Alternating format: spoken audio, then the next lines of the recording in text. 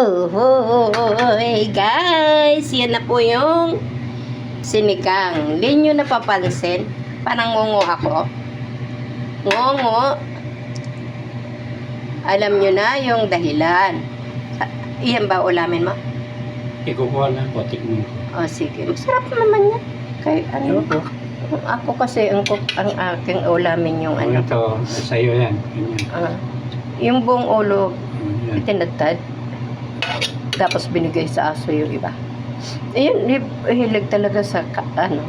Anong tawag yan, tay? Okra. Opo. Okra. Sige, ako gusto ko yun nasa labas yung niloto ko.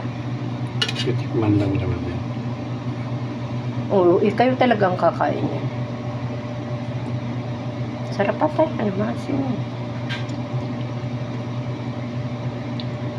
Sarap Yan. yan. Okay na.